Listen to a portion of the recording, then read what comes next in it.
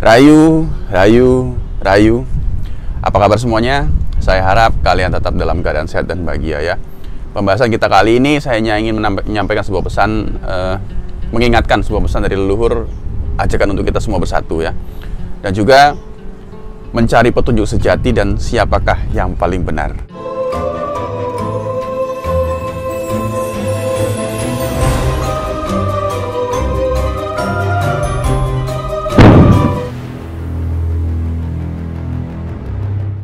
Di dalam salah satu konten saya pernah menyinggung salah satu fenomena di mana sekarang banyak sekali terjadi orang yang merasa paling benar, sehingga malah menimbulkan satu perdebatan baru.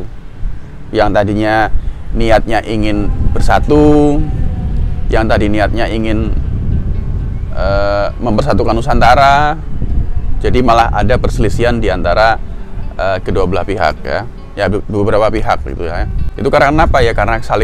Karena adanya saling klaim kebenaran itu tadi, akhirnya menimbulkan satu perselisihan ya. Yang satu tidak terima, yang satu lagi juga ngerasa paling benar gitu ya. Padahal kalau kita ingat pesan dari eyang-eyang kita dulu, itu pasti juga banyak juga teman-teman yang dapat sebuah petunjuk dari eyang-eyang untuk mempersatukan Nusantara. Artinya eyang-eyang itu berkeinginan untuk Nusantara ini menjadi satu kesatuan ya, bersatu gitu loh ya, meskipun berbeda tapi tetap bersatu. Nah, di sini harusnya kita sadar bahwa setiap kita dalam mencari sebuah kebenaran itu akan selalu ada tipu daya. Dari siapa? Dari Dajjal, kita bilangnya gitu aja ya. Nah, tipu daya itu letaknya ada di mana sih sebenarnya? Tipu daya itu letaknya ada dalam ego kita sendiri.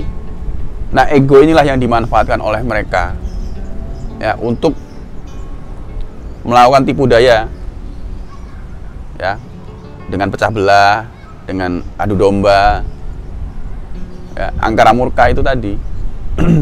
Nah, kita memang harus sadar untuk menyikapi hal ini ya. Kenapa petunjuk itu bisa berbeda ya. Si A petunjuknya ini, si B petunjuknya ini, kok bisa beda gitu ya. Saya ambil contoh aja gini. Pernah ada salah satu saudara yang mengerti tentang spiritualitas mengatakan bahwa di gunung A ini penunggunya gaib A gitu misalkan, dan ternyata salah satu temannya lagi bicara di gunung A itu gaibnya B bukan A gitu. Lalu ada lagi yang mengatakan bahwa makam Raja A itu ada di sebelah sini. Lalu saudaranya lagi bilang, apakah yakin? Gitu.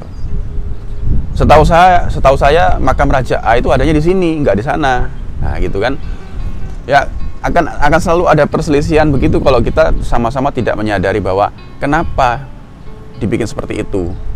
Dan akhirnya saling klaim kebenaran, saling merasa benar satu sama lain.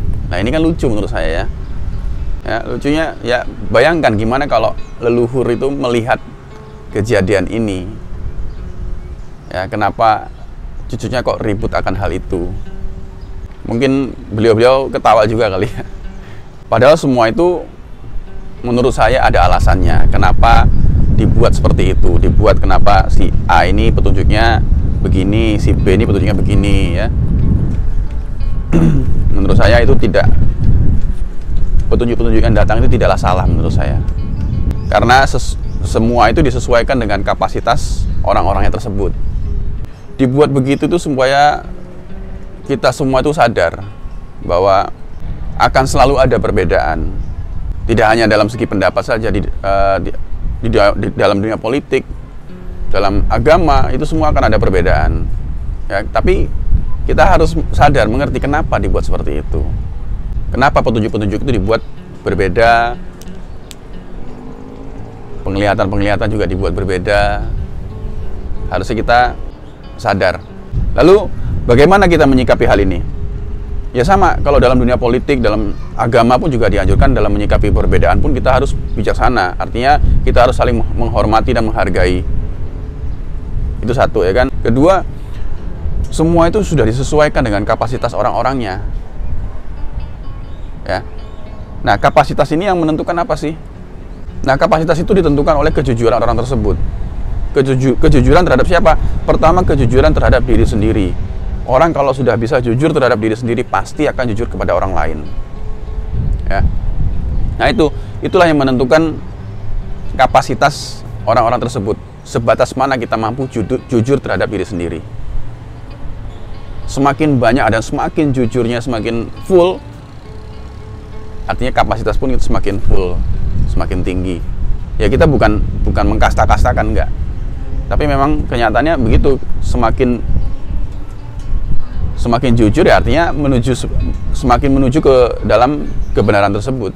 Dan tingkat kejujuran inilah yang menentukan tingkat kebenaran dalam petunjuknya tersebut. Ya, saya ulangi, tingkat kejujuran inilah yang menentukan tingkat kebenaran dari sebuah petunjuk itu. Jadi, jika kita ingin mencari kesejatian, mulailah dulu dari yang namanya kejujuran. Karena kejujuran inilah yang akan menuntun kita menuju kebenaran. Ya. Di luar sana banyak juga teman-teman, saudara-saudara yang bisa menjelaskan atau bicara mengenai ilmu sejati, tapi hanya sedikit sekali yang bisa menemukan kesejatian itu. Menerangkan ilmu sejati itu mudah, tapi menemukan sejati itu yang membutuhkan sebuah proses. Ya.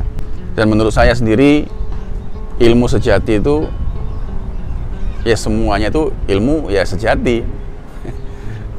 Tinggal kita mau tidak untuk menggunakan ilmu tersebut untuk menemukan kesejatian atau untuk menemukan kebenaran yang Tuhan kehendaki. Ya, dimulai dari kejujuran. Karena kejujuran itulah yang akan menuntun kita dalam menemukan kebenaran. Ayo kita bersatu. Mulai sekarang jangan lagi untuk saling klaim kebenaran, ya. Karena ini sudah masuk dalam zaman pembaharuan, ya, zaman dimana kita semuanya diperbaharui, dari alamnya, dari unsur-unsurnya. Kalau unsur diperbaharui, udah pasti nanti akan mengefek semua ke dalam unsur yang ada dalam diri manusia. Ya, jadi kita harus sadar, tingkatkan kesadaran agar kita tidak saling klaim kebenaran. Ini sudah waktunya untuk kita bersatu. Ya, mudah-mudahan kedepannya kita bisa jauh lebih baik lagi untuk menuju Indonesia emas. Ya, itu aja hari ini. Saya tidak merasa benar apa yang saya katakan. Saya bukan apa-apa dan saya bukan siapa-siapa. Ya, itu aja. Rahayu, rahayu, rahayu.